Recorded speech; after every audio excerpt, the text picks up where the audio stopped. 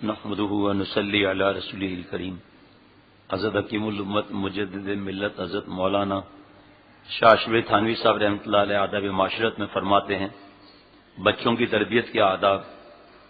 اکثر لوگوں کی عادت ہے کہ دعوت میں بچوں کو ہمراہ لے جاتے ہیں، یہ ٹھیک نہیں، اس سے بچوں کی عادت بگڑ کر خراب ہو جائے گی۔ اکثر لوگوں کی عادت ہے کہ دعوت میں بچوں کو ہمراہ لے جاتے ہیں، یہ ٹھیک نہیں، اس سے بچوں کی عادت بگڑ کر خراب ہو جائے گی۔ والد صاحب میرٹھ میں رہتے تھے اور بچپن میں ہم دونوں بھائی بھی وہیں رہتے تھے، تو جس دن مسجد میں قرآن مجید کا ختم ہوتا تو فرماتے تھے کہ دیکھو جانا مت، کیا ذرا سی چیز مٹھائی کے لیے جاؤ گے، وہ ملے نہ ملے، ملے بھی تو خدا جانے کس ذلت سے ملے، سو میں تم کو بازار سے بہت سی مٹھائی منگائے دیتا ہوں۔ اس طرح دعوت میں بھی ہم نے ہمراہ نہیں لے جاتے تھے تاکہ عادت نہ پڑ جائے، اور ہماری بہت اچھی تربیت فرمائی تھی۔ جہاں مٹھائی تقسیم ہوتی ہے نا، وہ تو اس کے لیے منع ہے، وہ الگ ہے مٹھائی تقسیم ہونا۔ جہاں بھی مٹھائی تقسیم ہوتی ہے رمضان شریف میں، یا واجب روک کر ہوگا، یا تو واجب روک کر مٹھائی تقسیم ہوگی، یا بیچ میں کسی وقت تقسیم ہوگی۔ یہ نہیں ہو سکتا کہ واجب ختم ہو جائے اس کے بعد مٹھائی تقسیم ہو، کیونکہ لوگ بھاگنا شروع کر دیتے ہیں۔ تو واجب روک کر مٹھائی تقسیم کی جاتی ہے، پھر چندہ کر کے مٹھائی کی جاتی ہے، سخت منع ہے۔ اس کو ضروری سمجھا جاتا ہے، سخت منع ہے۔ اس کو قرآن پاک کے ختم ہونے کا ایک جز سمجھا جاتا ہے مٹھائی تقسیم ہونا، اور اس کے لیے پھر مسجد میں شور الگ ہوتا ہے، بھاگ دوڑ الگ ہوتی ہے، چھینا چپٹی الگ ہوتی ہے، مسجد کے اندر کچرا الگ گرتا ہے، وہ جو ریپر ہوتے ہیں وہ پھینک دیتے ہیں لوگ وہاں پر، یا اس طرح جلدی جلدی نان خطائی ایسی چیز کھاتے ہیں جو ذرات وہیں مسجد میں گر جاتے ہیں۔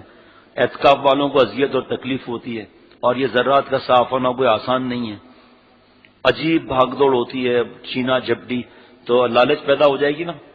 ایک لے کر کھا کے مجھے ملا نہیں انکل مجھے اور دے دیں، تو حضرت تھانوی رحمۃ اللہ علیہ اپنے فرما رہے ہیں کہ والد صاحب منع کرتے تھے۔ الحمدللہ جس کو سمجھے منع ہی کرتا ہے اللہ کے کرم سے۔ ہم تو وہاں بیان کرنے ہی نہیں جاتے جہاں پر مٹھائی تقسیم ہوتی ہے، پہلے پوچھ لیتے ہیں۔ اگر وہ کہتے ہیں کہ اس بار مت روکے، اس کے لیے بیان کر دیں تاکہ اگلی بار ہمیں موقع مل جائے، جواز مل جائے، تو چلے بھی جاتے ہیں الحمدللہ۔ اور آخر میں بیان کے آخر میں اس کے بارے میں بتا بھی دیتے ہیں کہ جو لوگ چندہ دیتے ہیں وہ اس وجہ سے دیتے ہیں کہ انہوں نے 500 روپے دیے، میں 500 بھی نہ دوں، یا جبری چندہ ایک قسم کا ہوتا ہے، تو یہ بھی منع ہے۔ الحمدللہ کوئی مان جاتے ہیں تو اگلے سال چلے جاتے ہیں، جب نہیں مانتے تو ہم نہیں جاتے کہ آپ نے تو کہا تھا، ہم نے تو بیان کر دیا تھا۔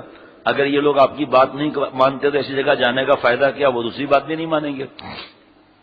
یہ اس کے بارے میں حضرت مجدد فرما رہے ہیں، اکثر لوگ بچپن میں تربیت کا اہتمام نہیں کرتے، یوں کہہ دیتے ہیں کہ ابھی تو بچے ہیں، حالانکہ بچپن ہی کی عادات پختہ ہو جاتی ہیں۔ جیسے عادات ڈالی جاتی ہیں وہ آخر تک رہتی ہیں، اور یہی وقت ہے اخلاق کی درستی کا اور خیالات کی پختگی کا۔ بچہ ہے گالی دے دی، بچہ ہے دوسرے کو مارا پکڑ کر، بچہ ہے، اور سب سے بڑا نقصان یہ ہوتا ہے کہ بچے کی اگر کوئی شکایت لائے نا، شاید اسی میں لکھا ہے ورنہ بیشتی زیور میں لکھا ہے، یہ بچے کی کوئی شکایت لائے مانتے ہی نہیں ہے۔ بچے کے سامنے ہمارا بچہ ایسا کر ہی نہیں سکتا، اب وہ شیر ہو جاتا ہے اور بدتمیز ہو جاتا ہے، اور اس کو سچ بھی نہیں بولتے، اور واقعی اگر کیا تو معافی بھی نہیں منگواتے۔ حضرت والا رحمۃ اللہ علیہ کے خادم جب گھر میں داخل ہوئے تو ڈرائیور نے کہا کہ فلاں گھر کے بچے نے مجھ سے بدتمیزی کی ہے، تو حضرت والا خادم نے پتہ کرایا تو ثابت ہو گیا کہ ہاں غلطی کی ہے۔ اپنے گھر میں آرام نہیں کیا، اس بچے کو باہر لے کر کا ڈرائیور سے معافی مانگو، یا چوکیدار سے معافی مانگو، یا ماسی سے معافی مانگو، فرعون بن جائیں گے بچپن سے ہی بچے۔ اور ہم لوگ کیا کرتے ہیں، ہمارا بچہ ایسا کر ہی نہیں سکتا، دعویٰ بھی کیسا ہے کہ ہمارا بچہ ایسا کر ہی نہیں سکتا، یعنی کہ بچے کو اور شیر بناؤ اور بدتمیز کرو اس کو۔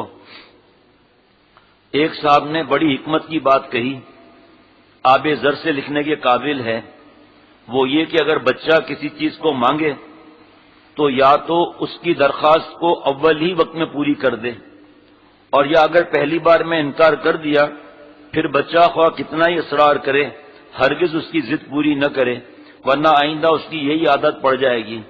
الغرض بچوں کی تربیت کے لیے بڑی ہی حکمت کی، بڑے ہی حکیم کی ضرورت ہے۔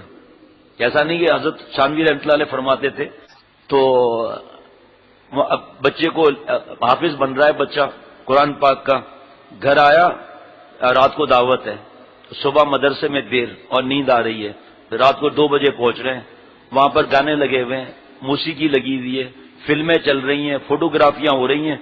اب بچہ جو حافظ قرآن بن رہا ہے کیا سیکھ رہا ہے یہاں پر آ کر؟ یا کسی خاندان کو دعوتیں زیادہ ملتی ہیں، اب پتہ چلا ہر دعوت میں بچے کو لے کر جا رہے ہیں تو وہ لالچی ہو جائے گا، اس کو صرف اچھی اچھی چیزیں کھانے کا شوق پیدا ہو جائے گا. بچے کو منجن مسواک کی عادت ڈالیں. کون خیال کرتا ہے بچپن سے؟ بچے کو منجن مسواک کی عادت ڈالیں. بچے کو عادت ڈالیں کہ سوا اپنے بزرگوں کے اور کسی سے کوئی چیز نہ مانگے اور نہ بغیر کسی کی دی ہوئی چیز لے لے، بغیر اجازت کسی کی دی ہوئی چیز لے لے، ایسا بھی نہیں کرنا ہے. لڑکوں کو تعلیم دو کہ سب کے سامنے، خاص کر لڑکیوں، اب یہ آج کل تو ہے نہیں ہے، خاص کر لڑکیوں یا عورتوں کے سامنے ڈھیلے سے استنجا نہ سکھایا کریں. دیکھیں آ گیا نا. اگر تمہارے بچہ کسی کا قصور اور خطا کریں تو تم کبھی اپنے بچے کی طرفداری مت کرو، خاص کر بچوں کے سامنے. ایسا کرنا بچے کی عادت خراب کرتا ہے. فرمایا اگر تمہارا بچہ کسی کا قصور اور خطا کرے تو تم کبھی اپنے بچے کی طرفداری مت کرو، خاص کر بچوں کے سامنے. ایسا کرنا بچوں کی عادت خراب کرتا ہے. آپ کو اور ہمیں پتہ ہی ہے نا کہ لڑائیاں کتنی ہوتی ہے بچوں کے معاملے میں. بچوں کے معاملے میں لڑائیاں کتنی ہوتی ہیں، یہی وجہ ہوتی ہے.